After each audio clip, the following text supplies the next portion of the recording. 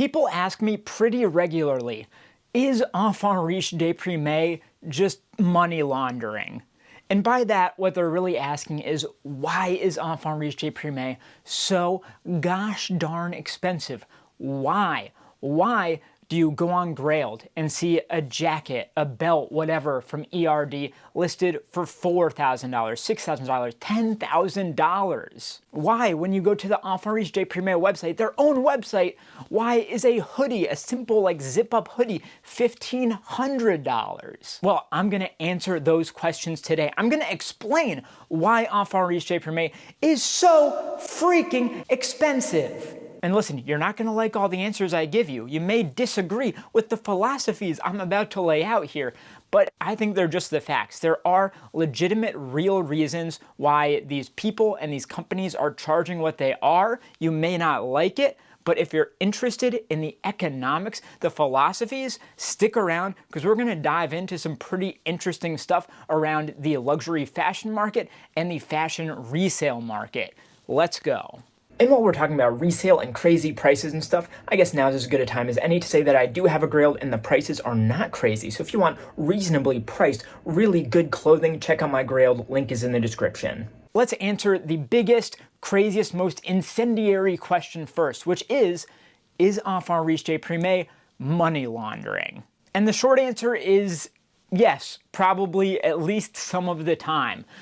Let me explain. So, Enfants Riches Deprimes, they are an American/Parisian French luxury designer brand. They do like punk-inspired, high fashion couture, like trash couture, kind of off-putting, oftentimes offensive, and really they just walk to the beat of their own drum. And in fashion, being unique is very, very valuable. So over the years, ERD has built up a huge cult fan base, and they have the prices to match. The prices are insane. So if you go to their website, you're gonna be paying anywhere from like $500 to $1,000 for a t-shirt. Yes, for just a t-shirt. Really, there's not a good reason. The answer is because that is what ERD wants to charge. If you read interviews or listen to anything that Henry Levy, the founder of the brand, has said, it's that it's an intentional decision to, filter out and grab only the right clientele for the brand. He feels like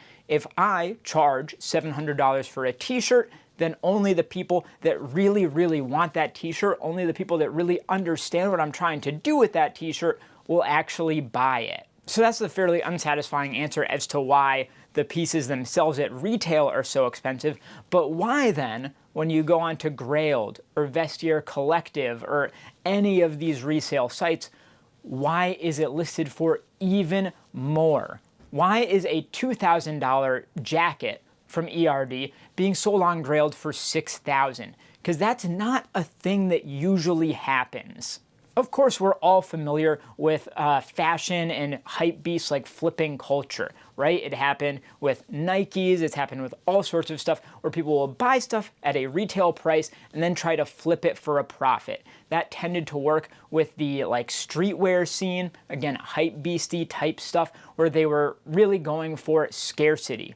And honestly, that kind of fits here too, because if you did not know, ERD does all of their stuff in super limited runs. They'll do sometimes 50, maybe less, up to 100 maximum for most of their pieces, and that is very, very abnormal. If you look at the big luxury brands, Gucci, Balenciaga, Dior, Saint Laurent, right? They are making thousands of every single piece they put out, and they're shipping it all over the place to all their stores and all of the essences and Saks and everywhere that stocks them, and trying to move it and sell it. And if it doesn't sell, then it goes on sale and people buy it and then they wear it, or maybe they don't even wear it. And then 2 years later, they list it on Grailed, and at that point, they're probably selling it for half or less of the original retail price.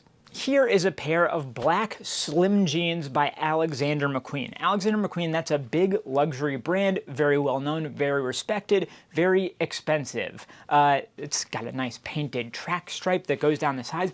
Very nice. At retail, I believe this was about $1,000. So if you had walked in to an Alexander McQueen store on the day this was released, you would need to pay about $1,000 to walk out with these jeans. I bought them on Ukes. That's an outlet site where things go when they have not sold anywhere and they need it to move. And I got it for, I think it was like $150. So that's like 85% off. Crazy sale. And if I were to go on Grail today and try and sell these, I could probably get $100 to $150, probably about what I paid for them. And that's usually the life cycle of luxury pieces like this. It starts at the crazy high price, the brands try and sell it, and the price is going to keep going down and down and down and down from there until now if you go on like Mercari or Depop or whatever and try to buy like a vintage Saint Laurent piece, you know, a 90s Saint Laurent t-shirt, I don't know, you're probably paying like $50 for it. You know, it's eventually it goes down to near zero unless it's being archived or whatever, or has some crazy historical significance. And that's where I mention archiving. So some people like to find brands or designers or eras, collections, whatever, that they really like. And sometimes a lot of people really start to like that same stuff, and a resale archiving culture crops up around that idea. You know,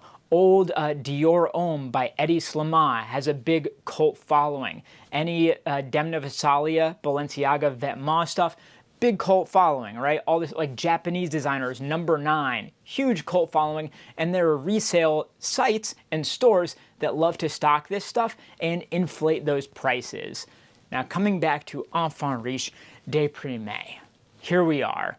The resellers. So what's happened is that you have a brand that's selling stuff for crazy prices, a fan base that is willing to buy at those crazy prices, and very, very limited runs. Similar to what like Supreme did back in the day. Remember, a box logo, they'd sell out immediately, lines out the block. If you've got more people that want to buy a piece than pieces that exist, that's when it gets more expensive. So what's happened is that these resellers are buying up the most hype Enfants Riches Deprimes pieces and trying to flip them for a profit. And when something is already very expensive, like a couple $1,000s, in order to make a good profit, you really want to be at least making 50%, even 100% of your money in profit. So if you buy a $2,000 jacket, a flipper is really going to be looking for $3,000 or more for that to make it worth their while, because they are taking some sort of risk by taking on that piece and holding it. That's an investment, right? And they're looking to make money on that investment.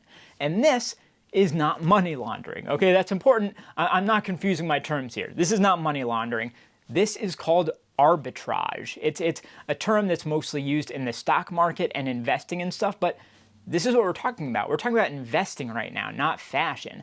And what arbitrage is when you buy something and hold it because you feel that at the same time, at that immediate moment, there is somebody else out there willing to pay more. It's simple: buy for this amount, sell for more than that amount. So they're buying up these most hype Enfants Riches Deprimes pieces and looking to sell them for a profit as soon as possible. But that's where things can get crazy. There are certain resellers out there where the prices are so crazy that there isn't a very good explanation outside of money laundering. Now, we talked about arbitrage. What's money laundering? It is kind of what it sounds like, right? Laundering, laundry. You're looking to wash your money. Let's say you have money from some illicit activity. Maybe you're dealing drugs, or maybe you're just getting it in from some way that you don't want people to know how you got it. Look, I'm not asking questions. I'm not a snitch, okay? So you've got this money, but you've got to make it legitimate before you can claim it, so the IRS knows about it, so you can actually spend it safely and not go to jail for tax fraud, okay? You need that money to be legit. So what do? You get something that's expensive, right, to wash that money through. Usually, you know, big drug dealers and stuff, they'll buy businesses. So they'll have fake money come in, and then the business takes it in and says, oh, hey, we made this money, and now it's legit. But how do you do it with fashion? You take in a piece, right? Here is this Enfants Riches Deprimes belt. This was the first rose logo, crazy chunky studded belt they ever released. So if I were one of these crazy resellers, not all of them are crazy, I would buy this piece. It was like a $2,000 piece at retail, and I would say, this is super rare, this is crazy hype ERD, I'm gonna charge $3,000 for it. And now suddenly you have $3,000 in inventory sitting there. And you can say, hey, I've got all this money tied up in inventory. You can write it off. It's very beneficial in various ways to have your money in inventory as opposed to it being cash on hand. But like I said, I think that's a very, very small piece of the pie. For most people, it is just a crazy supply and demand economic hype cycle boom. What's happening is people are buying up the most hyped ERD pieces. They're charging crazy premiums, which I understand. If I were to list this belt, I would probably list it for at least $2,000. And if somebody buys it, great. Or maybe they make a much lower offer and I find it reasonable and I accept it. You just throw it out there, see if some crazy person takes it, and if not, you move it down from there. That's what most people are doing.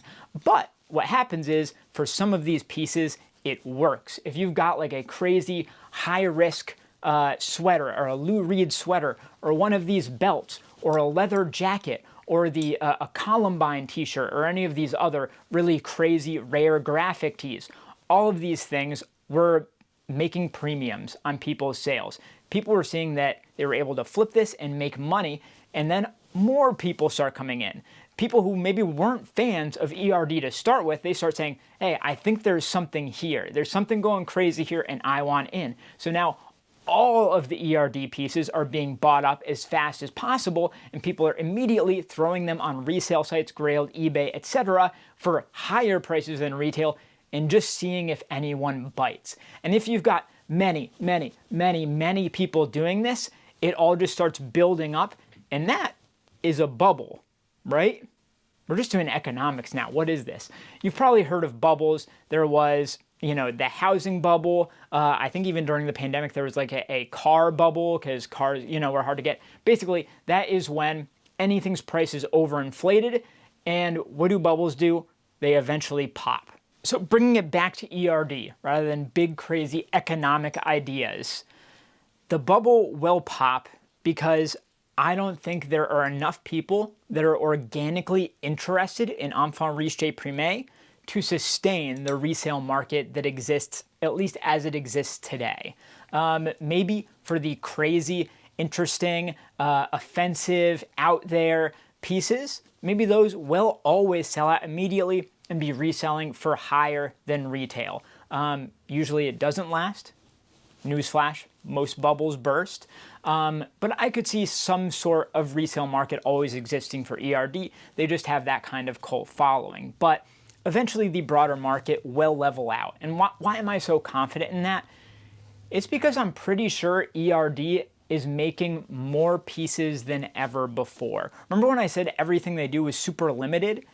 I don't know if that's true anymore. They used to make everything in the USA, like in studio. I've noticed more and more recently, they've got stuff that's made in Italy, which means I believe they've partnered with a factory. And what do factories do? They make things in larger and larger quantities. And this isn't just speculation. Like, yes, clearly they have a factory they're working with now, but also they have many, many, many, many more stores that are stocking ERD stuff. If you look at the stockists page on their website, that's all of the stores that sell ERD around the world, it has exploded. I think it's probably about 3 times more stores now than it was 1 or 2 years ago. And they need product to fill that. And they don't make a crazy broad amount of pieces. They make a fairly limited amount of pieces every season. So in order to have stuff to send to all those stores, that means they need to make more of each piece. And the more stuff they produce, that's more supply, which means that's more demand that can be met, and eventually they even out. And if supply and demand are level, then you can't charge more for resale anymore. It's just math, it's just economics, it's capitalism, yada, yada, yada. It's the system we exist in, and that's the way it works. So, ERD, is it money laundering?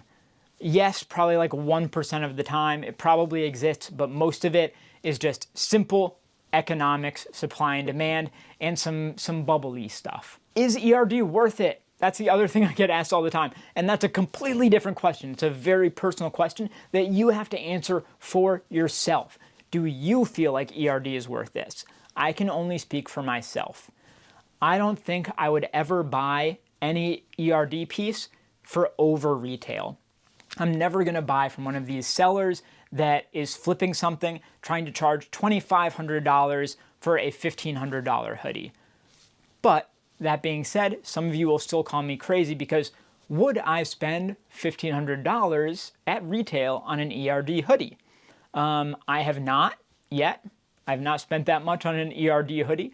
But for the right piece, I could see it because I think it's worth it. I'm a fan. I'm part of that cult following that is building up this bubble. These videos that I make, they get many views. People seem to like them. I think these videos have contributed to building up this bubble. It's all a crazy thing. I didn't intend to do it. You know, some people, you could probably say, oh, you're making all these videos just so that your pieces are worth more. I mean, it's nice, but it's not what I've set out to do with this. You know what I mean? I like the brand. You know, I don't know if you saw Dumb Money, that movie about the GameStop thing. The guy says, I like the stock. Okay, I like the brand. That's all it is. But the resale situation is just insane. And I hope this video has explained some of it to you and made you understand a bit better why the ERD market is the way it is. Because at the end of the day, if you understand basic economics and macroeconomics, it all falls really well into line with that and isn't as crazy as it seems on the surface. All right, that's the video.